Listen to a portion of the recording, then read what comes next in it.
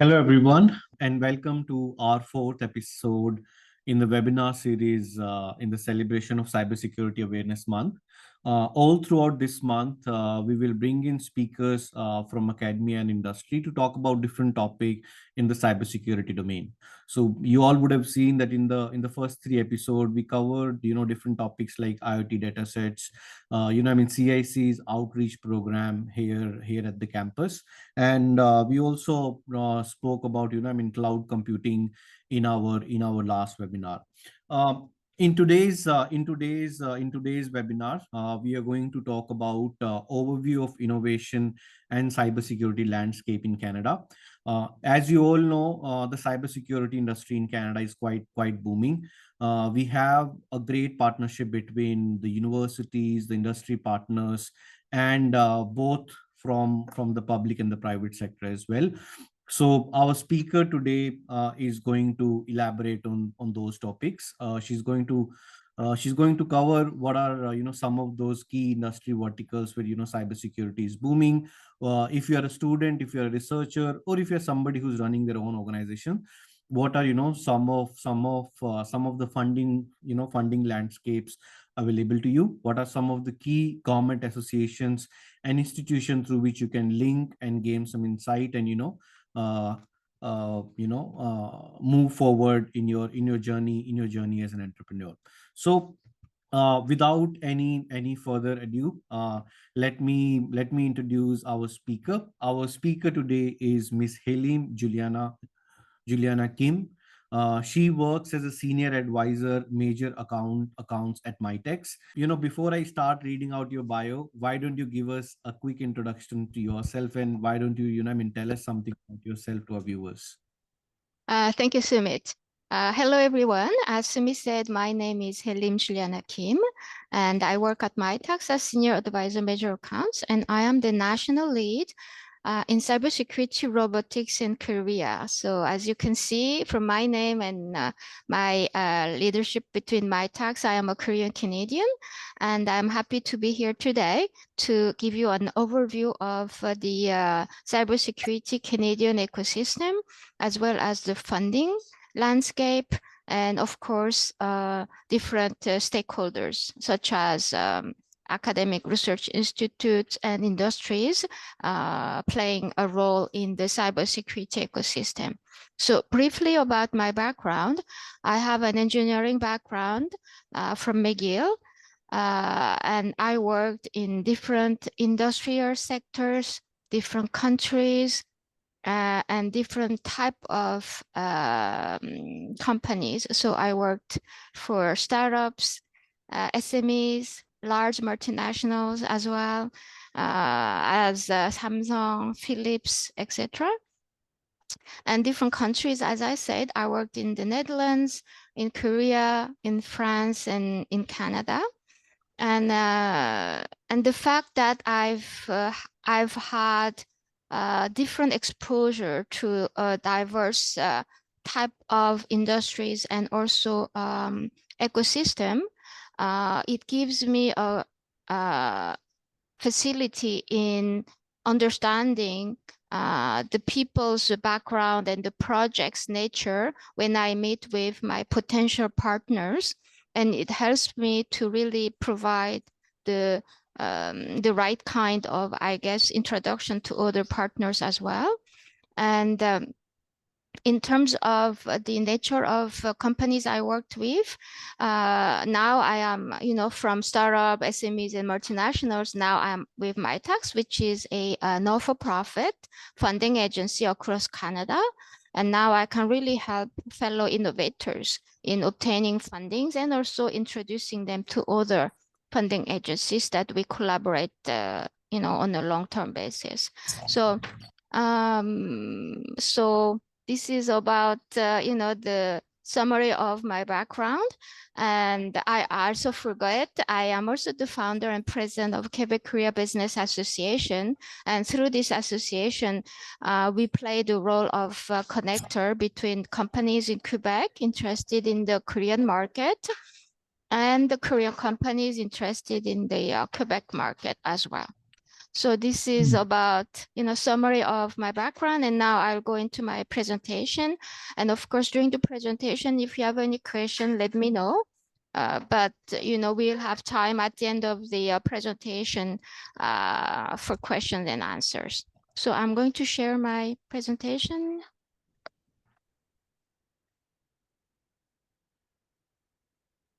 So I will start with some numbers. I know most of you are aware of this. This is actually from Mitacs website. In 2021, the average per incident cost of a data breach was 6.75 million in Canada. And in the world, it was 5.34 million. So we do have a bit higher cost of incidents in Canada when we get cyber hacked. And the amount spent by the Canadian businesses on cybersecurity in 2019 was 7 billion. So this shows the potential of the cybersecurity market. And as you can see here, in the first half of 2021, the increase seen in the global organizational cyber attacks was up by 29%. And ransomware attacks, it was 93% up. The number of ransomware incidents in Canada was more than 4,000. And they say, most of the Canadian leadership, they say that the complex threat have the greatest impact in shaping their cybersecurity strategies, and that's from 90% of the CEOs. So there was a recent Statistics Canada report out this week, and they said the number of Canadian organizations which fell under the cyber attack was lower in 2023 than the previous year. However, the amount of loss they encountered was double. So this shows the severity of cyber attacks, and the cybersecurity ecosystem in general is actually more important than before, although the net number of enterprises which fell under the attack, so who got hooked, was in fact lower. The amount spent to recover from this was in fact much higher. So, I mean, you are all specialists and working in the cybersecurity ecosystem, but just as a recap, these are the domains, verticals, where we see cybersecurity applications in Canada. And those in yellow is the priority sectors of the federal government. So as you can see, biotech, healthcare, bioscience, first intake, we think that there is no link with cybersecurity, but there is. I mean, from my point of view, there is no sector without any cybersecurity link. I mean, we are all connected, and we are all need to be aware of the cybersecurity issues. Transportation, logistics, and automotive. This is a huge sector where cybersecurity plays a big role. Aeronautics, aerospace, and defense, of course.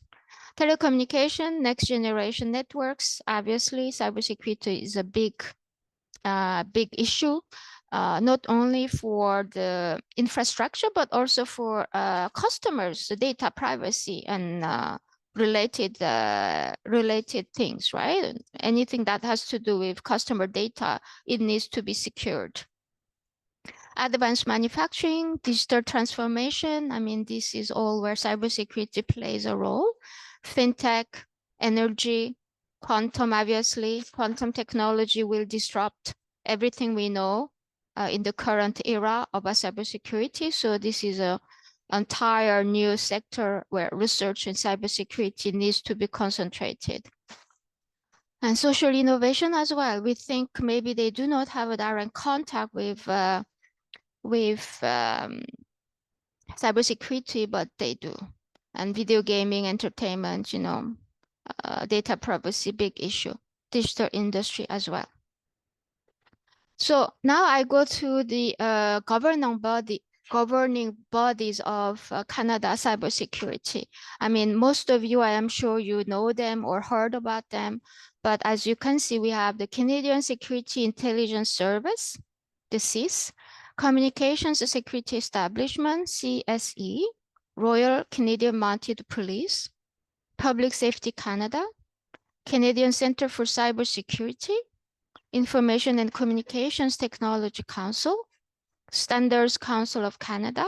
They all play a role in shaping the cybersecurity ecosystem in Canada. CyberBC, Ministère de la Cybersécurité et du Numérique. These are actually, BC and Quebec are actually the two Canadian provinces where they have specific ministry about cybersecurity. So I wanted to highlight. And on top of the government bodies, there are NFPs and associations, working in the cybersecurity ecosystem. So Digital Governance Council, it was formerly the CIO Strategic Council. INSECM, it's a Canada-wide associations regrouping industries and NFPs in cybersecurity.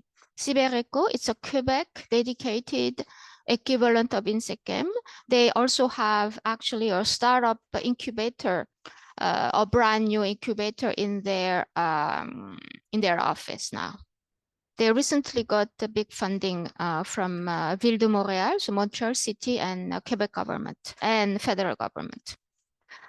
There is Digital Trust Laboratory, formerly DT Lab now, and formerly ID Lab.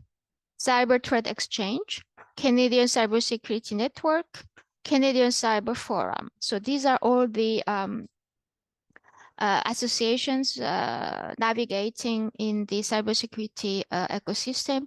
If some of you are from the Ottawa area, the Canadian Cyber Forum, they have a regular meetup in Gatineau and Ottawa area, in Mississauga, and they will soon be opening the Montreal meetups. And they have annual conferences in Ottawa as well. So a little bit about the cybersecurity funding ecosystem. This is a bit in the previous years, but it shows the eagerness of the Canadian government to invest in the cybersecurity ecosystem. And they kept injecting money into the cybersecurity related research and other initiatives. So in August 2019, Cybersecurity Cooperation Program under National Cybersecurity Strategy, they injected 10.3 million over the 5 years. So it's finishing this year actually with a specific amount of 500K to agriculture sector. So it shows the importance of cybersecurity in the agriculture as well from the federal government point of view.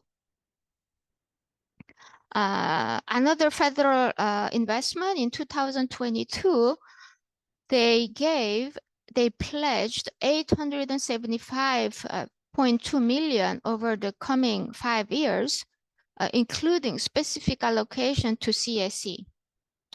And in February 2022, NCC received up to 80 million over the 4 years towards, R&D projects. And the total could be well above 160 million, including significant cash and in-kind contributions from supporting organizations. I have one slide specifically on NCC because it's a big entity in the cybersecurity ecosystem. So on top of those federal funding, there are also private source fundings, RBC, MasterCards, etc. So this shows the importance of cybersecurity in the fintech and banking system as well. And from 2022, 2024, there were a total of about $512 million coming from those private sources, highlighting the importance of cybersecurity. So as you can see, I'm showing you here a recap table of what I just said. As you can see, CSC, NCC, Cybersecurity Cooperation Program, Cyber Center of Excellence, Rogers Cybersecurity Catalyst, Mitacs as well, IMC2, this is a new Cybersecurity Institute in Montreal, and they are composed of 3 university initiatives, Polytechnique, HEC, and Université de Montréal. So the total between 21 and 24, the total of $1,472 million are pledged and invested in the cybersecurity. So just to show you the importance of cybersecurity from the federal government point of view, this is the National Cyber Threat Assessment from CCCS, and this is the assessment they gave on 2023 and 2024. So as you can see, critical infrastructure becomes a very big sector for them to secure and to be cyber attack proof. So energy and utilities, finance, food, health, government, manufacturing, information and communication technology, transportation, water, safety. They are all the critical infrastructures identified by the federal government in order to make them resilient and cyber attack proof. And as you can see here, those critical infrastructure sectors have reported increasing amount of cyber incidents. And the most number of cyber incidents declared is actually from the oil and gas sector. And water, we might tend to forget about this infrastructure, but actually we've seen more and more cyber attacks on the water infrastructure, even in the States as well. And without water, I mean, the population cannot function even one day, right? And I'm not even talking about the industries needing constant supply of water. So because at Mitacs, we do fund the projects, R&D and innovation projects. These are the sectors where we see cybersecurity projects. I mean, there are a lot, you know, I mean, there is no domain, I believe, that we do not require cybersecurity angle. So obviously, you know, the big keywords right now is quantum and AI, but the whole thing, you know, robotics with IoT, robotics with advanced manufacturing, they all require cybersecurity angle. So a little bit about, you know, R&D institutes in cybersecurity who collaborate with Mitacs. So you can see it's quite well spread all across Canada. From the West Coast, we have BCIT, SFU, blockchain, and MasterCard actually invested heavily in BC area. And in Calgary, we have the Institute for Security, Privacy, and Information Assurance. And then we go towards east, there is the Waterloo, Rogers Cybersecurity Catalyst, NCC, and Cyber Carrefour, Concordia, OTS, Sherbrooke, IMC2, that's what I said earlier with 3 universities, and UMB, obviously the CIS, you know, the hosting organization of today's webinar.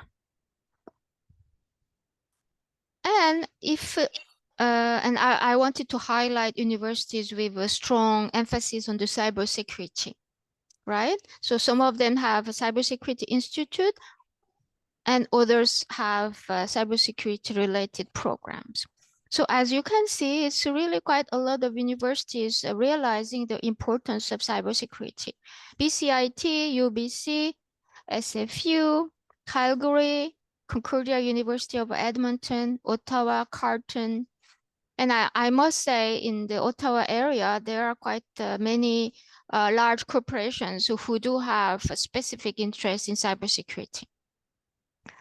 UDM HEC, this is the IMC2 Institute, which has been launched last year. McGill, Concordia, U of T, TMU, this is all Ontario universities. And then we have Acadia and UMB.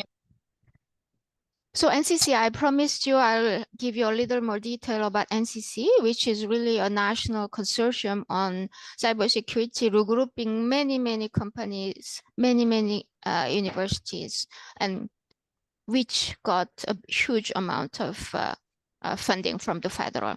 So as I already said, they received 80 million and they can come up to 160 million in total in terms of investment they received from various entities. NCC is a pan-Canadian cybersecurity R&D funding agency with 5 founding universities. Calgary, Concordia, New Brunswick, Toronto, TMU, and Waterloo universities are the founding universities of NCC. And the NCC network span across 40 post-secondary institutions, 250 scholars, 16 large firms, 30 SMEs, and 26 NFPs, 8 government and government organizations, and they have 200 letters of intent in support of NCC network. And this is actually the force behind the success of NCC. And Mitacs, so obviously we do collaborate with them. So a little bit about industry players in cybersecurity. So this is by no means complete because, especially in cybersecurity, there are many acquisition and merger.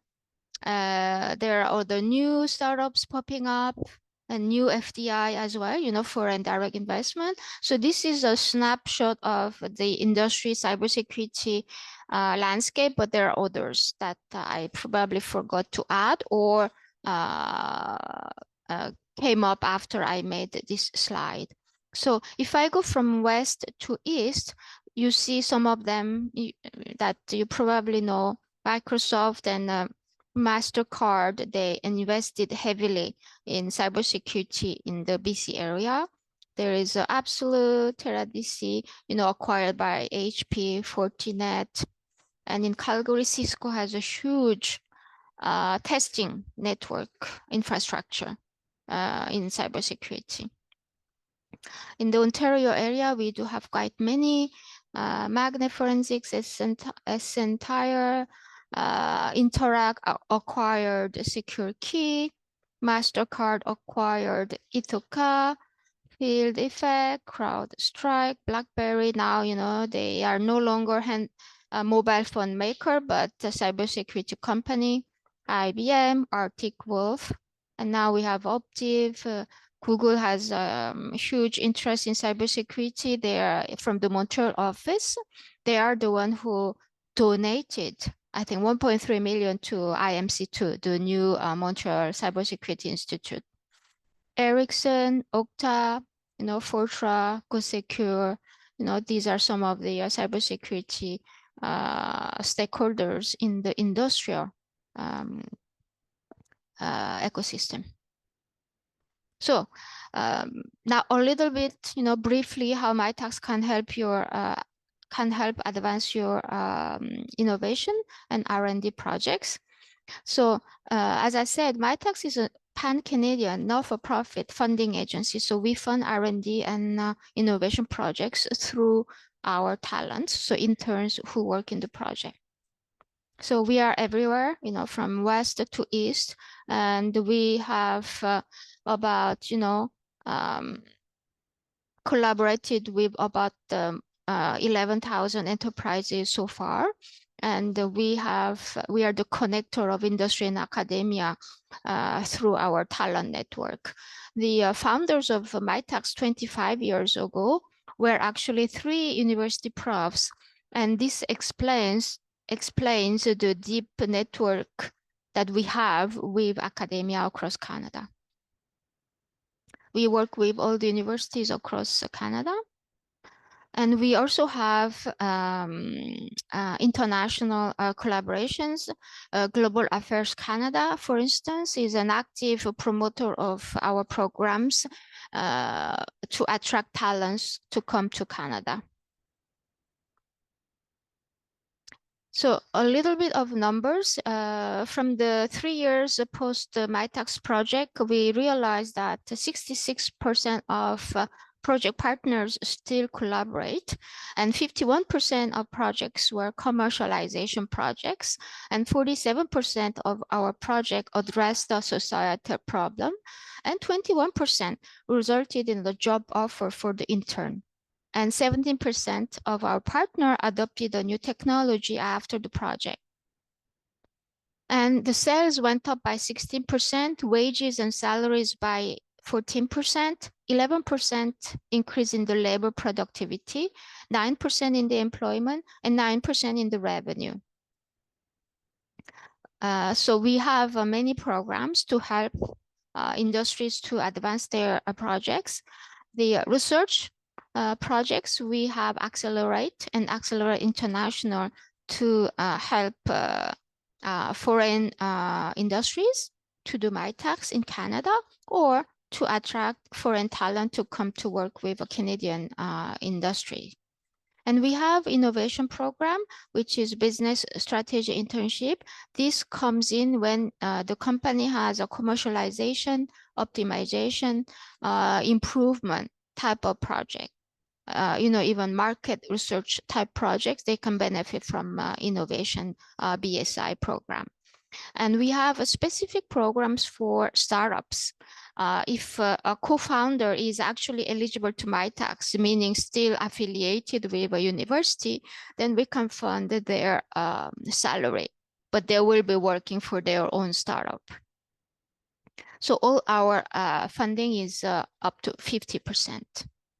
So, and we have specific programs for academia, so student mobility. So we welcome students to come to Canada to the projects, or we can send students abroad to the projects as well. And you can use Mitacs anytime, like in research, in prototype and validation phase, all the way to expansion to new market. And you can utilize Mitacs and consider it as a tool to increase your budget. Because you fund up to 50%, you can double your R&D budget, for instance, and you can really use our network to de-risk hiring of the next talent for your company.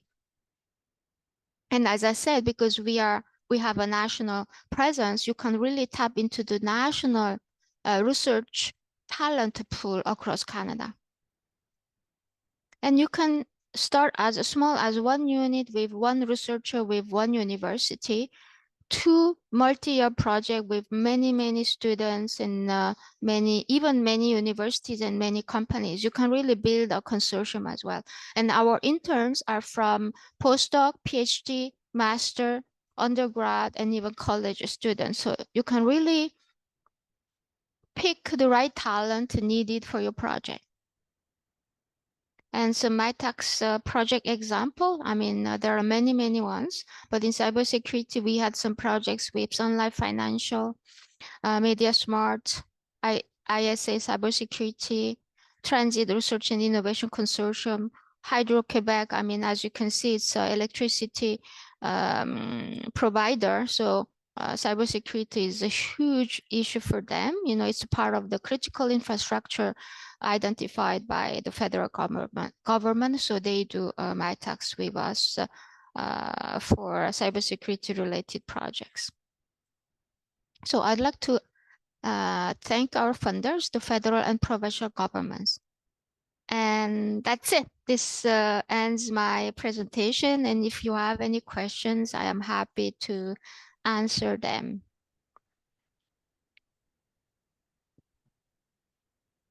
Thank you so much. And I like that, there was a piece about UNB. As an ex-UNB student myself, I understand the importance of organizations like Mitecs. And you did mention a piece about NCC. To our viewers, I think most of them already know, we were actually one of the founding members of NCC, and we have extensively worked with NCC across the past few years. But I must say your presentation was thoroughly insightful, and as the results show, we do have more than a few questions. I just hope we have enough time to go through one by one. So I will read out the first question. Uh, the first question is from one of our viewer, and the question is: you've highlighted some of the exciting partnerships between academia, industry, and government. What do you think are the biggest opportunities for collaboration in cybersecurity, and how can a smaller company tap into these resources? Okay. Obviously, Mitacs' mandate is to help Canadian innovators, whether they are startups, SMEs, or large corporations. So even large corporations, it's not true that they have all the expertise they need in-house. That's why they keep tapping into Mitacs' national talent pool. So one is we don't have everything in-house. So at some point, for new projects in new sector, they need to go out and get the right talent to continue their project. That's one thing. The second thing, one of the reasons why industries keep collaborating with Mitacs is because sometimes they know, the trend is changing, market is changing, but they don't know exactly how to go about it, right? Because they are busy in selling their products. They might not have enough manpower to be on top of all the technological trends, to be on top of the new development. So that's why they actually collaborate with universities to be ready and to be ahead of the curve, to develop new products, for instance, and sometimes collaborating with a professor who's an expert in that field and students who have been researching in that particular area can really bring the technological insight to help advance the industry. So I think there are two big things for industry to be aware. The potential to collaborate is to build your ad hoc R&D team. So you can view Mitacs talent as ad hoc R&D team. You don't have them as your permanent employees, but you can really build ad hoc R&D team whenever you need them with the right talent, with the right expertise, and when you need them. And Mitacs is there to help you identify the right interns to work in your projects, but also to connect with the right supervisor, because the academic supervisor will give you the second level of expertise because they stay involved in Mitacs project with the industry. And the second, I think, not less important, is that to stay on top of the technological trend, as a cybersecurity company, unless you are a service provider, you always need to be on top of the new hacking technology. You need to prevent them, right? So you cannot stay behind, and collaborating actively with academia will allow the industries to be ahead of the game. So I think these are the main two things. And obviously in cybersecurity, talent is a big issue as well. I've heard from some university professors and even CEGEP students. CEGEP is equivalent of college here in Quebec. I mean, they do get snatched by cybersecurity companies even before they graduate. So instead of going to university to continue their studies, some students just decide to go to work in cybersecurity companies after their college degree, and I don't know whether it's the right trend, because the universities will have less and less students, especially in cybersecurity, where we keep hearing there is a lack of talent, right? So I think it's a dual situation, I think. I don't know whether I answered the question correctly, but if there is any additional question for that question, let me know.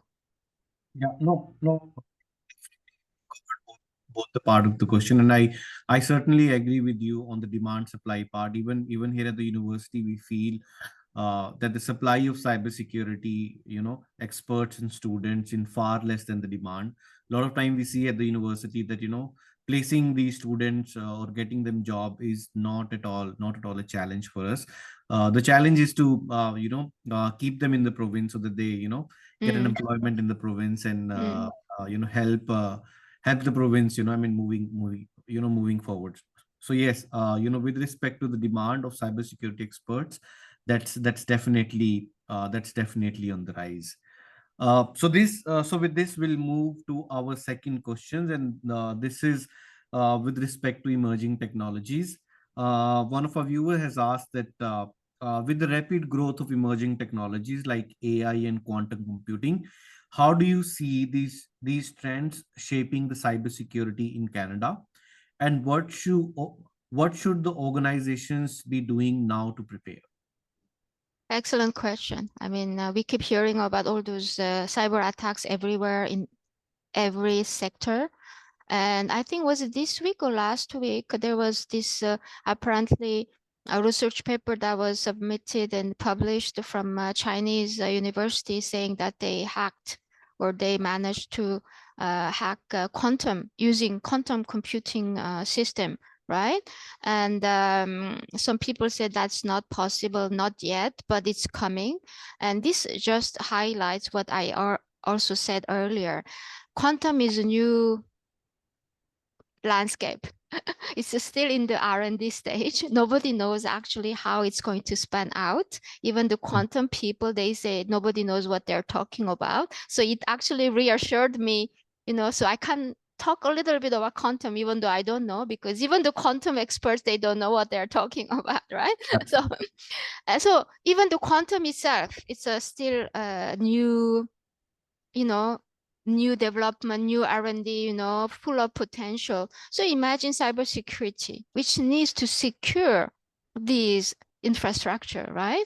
There are a lot of money invested, both from government and industries into the quantum computing, quantum network, quantum testing.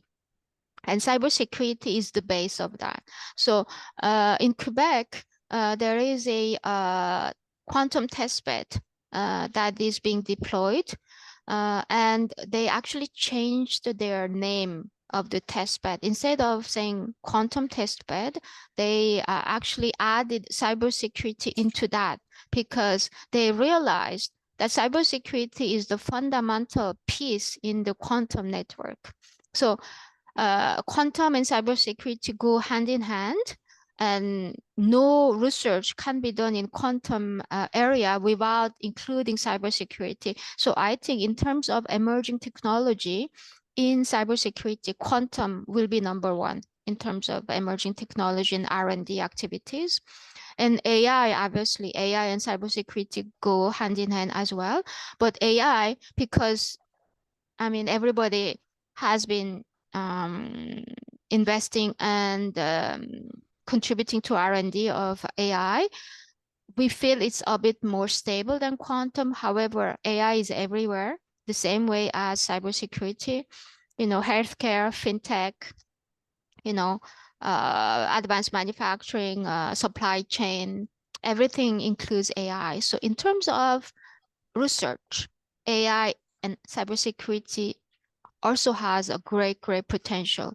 And, it's not just because it's a big buzzword or keyword, and all the startups I see, they have some kind of AI keyword included in their pitch. Not because it attracts the investors' interest, but because it's becoming vital element of any development now. So AI will still have a lot of way to go in terms of research. I mean, we hear about inclusive AI, responsible AI. So there are a lot of additional aspects of AI that we need to include in our R&D journey. And when we hear about responsible AI and inclusive AI, cybersecurity has a role in there. Data privacy and also unbiased utilization of data, for instance, right? So all those things will play a big role, in my opinion. Thanks, Hyelim. I certainly have been hearing a lot about responsible AI in the past few months, and there's a very important cybersecurity piece to it. So glad you addressed that. Our third question is very similar to the first question, but I'll try to sort of uh, rephrase it in a way that it makes sense to all of us. You spoke about robust cyber security ecosystem in Canada. Uh, what advice would you have for the startups to secure those funding in the cyber security initiatives? And the second part is the funding in the cybersecurity initiatives that Mitecs give. Are those with respect to the capital, or those are with respect to the wage? Yes. So Mitacs, all the fundings we have, it goes towards the talent, Mm. aka Mitacs interns who will work in your projects. So they will join your R&D team to advance your projects. So we do not fund equipment purchase, wages of your existing employees, operational costs. For those type of expenses, there are other funding programs such as NSERC, NRC, NCC also has funding programs as well. And it's research projects with academia. So a similar way to Mitacs, but their funding expenses, categories are wider than ours. We are very focused. We fund the talents, your external expertise to join your team and work on the project. And I tell everyone I meet, uh, getting funding is also a full-time job. So you need to really put the time and energy that you need in order to secure the funding, if that's the way you want to go. Some companies, they are going after VCs and, other means of funding to continue with their operations of the startup and companies. But government fundings, especially, uh, I mean, Mitacs funding, you don't need to repay us. We don't ask for any repayment. We don't ask any equity in your company. So it's really, we are giving the money so that you can utilize it and advance your project. So especially those, fundings where there is no repayment, uh, I encourage you to go and search for them and go get them, because it's I won't say free money, but you don't need to pay interest on them, right? Or put something, I don't know, if you need to get a bank loan, you need to give some other type of collaterals, for instance. But we don't require any of that. So in a way, it's a very good money, right? To use and hire new students to work in your project. And our students are like postdocs, PhD students, master students, right? Are very capable of advancing R&D projects. So you need to put the time necessary in order to build the proposal, submit, and get approved.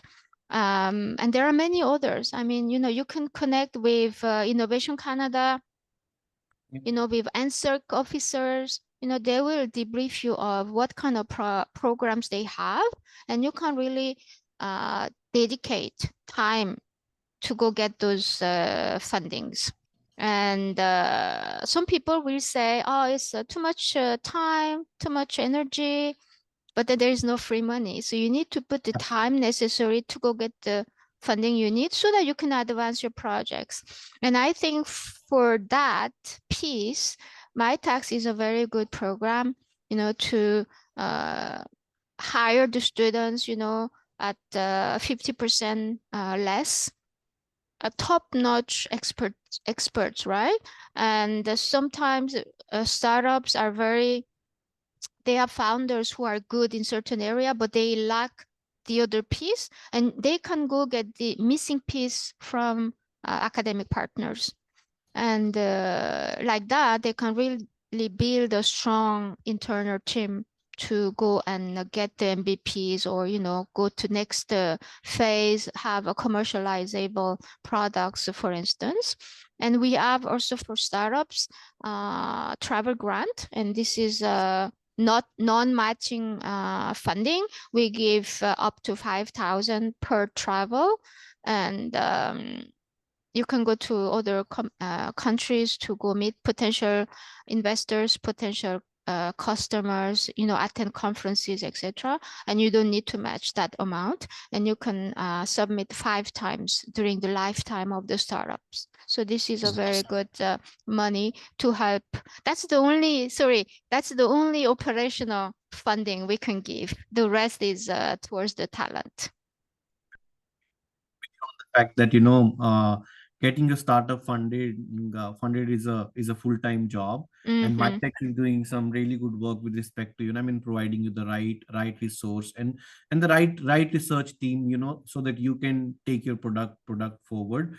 And of course, the travel grants are really appreciated. I see a lot of startup founders, they take part in exhibition. They have speaking opportunity as well, where they can Yep. market their product. So I think these travel grants can be really good for startup here in our Canadian ecosystem. Absolutely. So Hyelim, our next question is from Mr. Tanveer. He's CEO of a startup called SSO Books. And his question is, our core competency is limiting screen time and cybersecurity for the family and company. Could you please let us know how can Mitecs help us? Okay. Well, obviously, when a company has innovation or R&D projects and they want to have a dedicated team to advance a certain project, then we can help. We do not fund open positions, so meaning we don't fund an employee wages, but we fund projects. Once the project is approved by Mitacs, any Mitacs interns who will have a task in that project, whether it's 4 months or several years, we will fund 50% of all the salaries of those interns working in the project. It can be one person, it can be 10 person at the same time, or one after the other. It really depends, how the project is constructed, and the interns can come from diverse area of expertise. It can be programming, it can be engineering, it can even be social science, psychology, even geopolitical discipline, because as you know, cybersecurity is a multidisciplinary technology, right? We need sometimes plan how a hacker will think in order to prevent them to hack your system. Sometimes you need to know which region you want to make a cyber attack proof. Then you need to know the cultural background, the social background of that particular public as well. So Mitacs can fund the multidisciplinary experts, not just in STEM area, and that's one of the strengths of Mitacs, especially in cybersecurity, which needs a really integrated multidisciplinary team to build a strong technology. I think Mitacs is a very good funding tool. to help companies. So to answer to this startup, definitely, if they have a project, they can reach out to any Mitacs, advisor like me, and explain the project. What type of project it will be, how many talents they think they will hire, how long the project is, and then we can help them find the right academic partner. But it has to be a Canadian company, okay, to benefit from the funding. If it's a international company, then we can still fund, but they will need a Canadian partner to work in the project as a consortium. But we can still fund, because we need to show benefits to Canada, because we are funded by the Canadian government and provincial governments. We cannot just give the taxpayers' money to an international company without any benefits to Canada. Understood.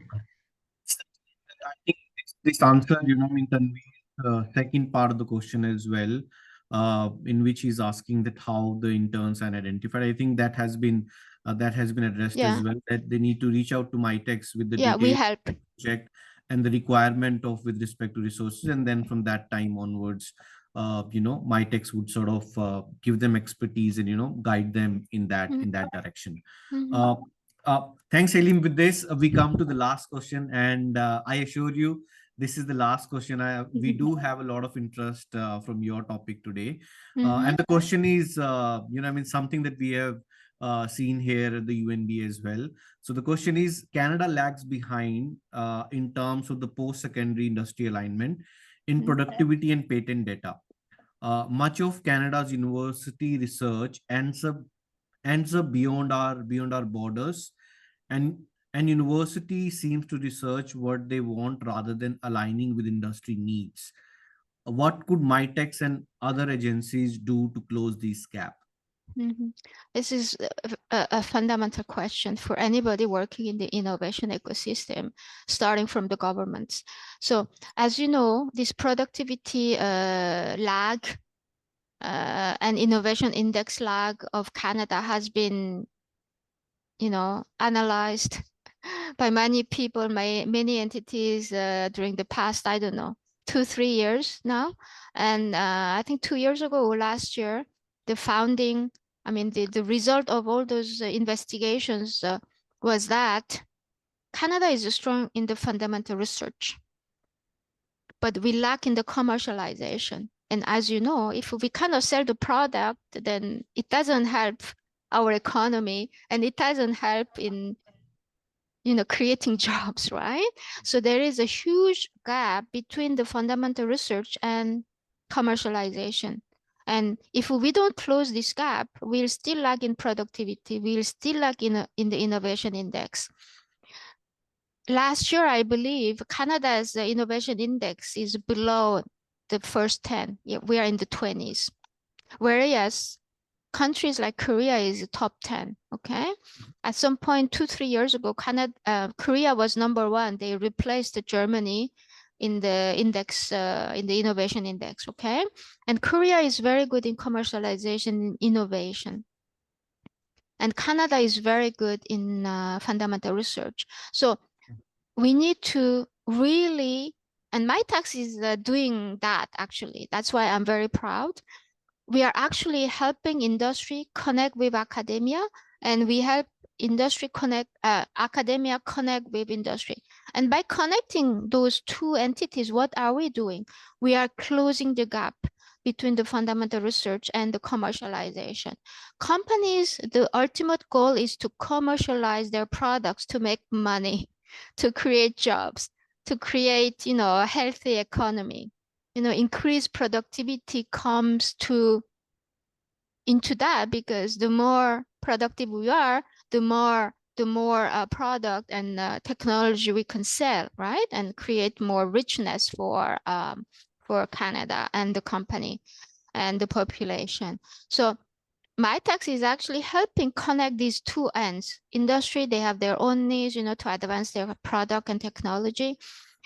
In university, they have talents, they have fundamental knowledge to help close the gaps in the technology that the companies might possess. Startups might have a very grand idea, but they are missing a little bit that can come from the academia to close the gap, to commercialize their ideas. Because without tangible product, even if the idea is great, you cannot sell the idea, right? So you need to have a commercializable product. And that's what Mitacs is helping in doing that, in closing the gap. So I think the answer to how can we close the gap, how can we increase the productivity, the answer to that is to have a closer dialogue between the academia and industry. I mean, if we go the parallel route, we'll never close the gap. We need to collaborate so that industries can finish their MVP, able to commercialize the product, go into the Canadian market, but also international markets. And the more there are interactions between the industry and academia, the more universities will know what type of talents the industries are looking for. What are the skills they need to possess so that they can join the job market right away, start contributing to the company's needs.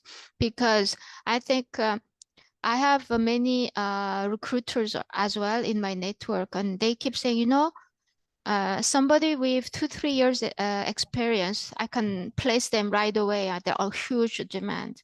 But recent grad, it's harder because the companies think that the recent grad, they need to teach them, they need to train them, and as we have said, there is a huge need of people experts in cybersecurity skills, right? So the companies are in a hurry to hire the people who can start working reasonably quickly.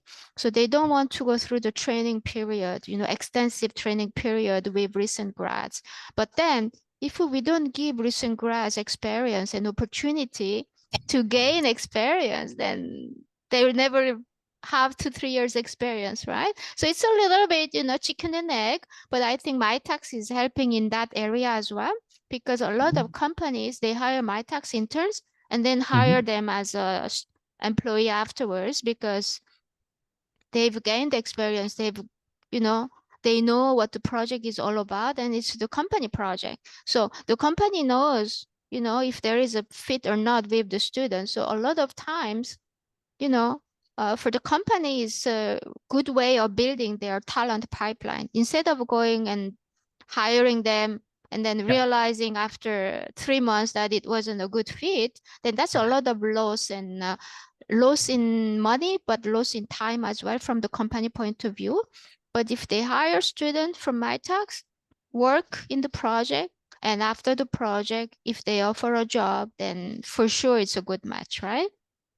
No, absolutely. I think internships are a way to go for you to close the gap, and also, collaboration is something that we need to look at if we want to close that close that gap.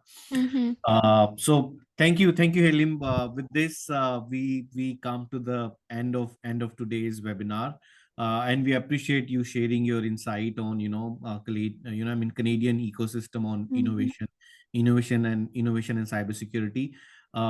I am absolutely certain that our viewers enjoyed your knowledge about the ecosystem and how there are different associations and university level support available to them.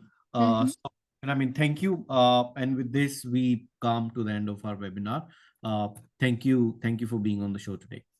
Thank you, Sumit. Thank you, everyone. And do not hesitate to connect with me on LinkedIn. I always answer the LinkedIn message. Thank you. Bye. Bye-bye.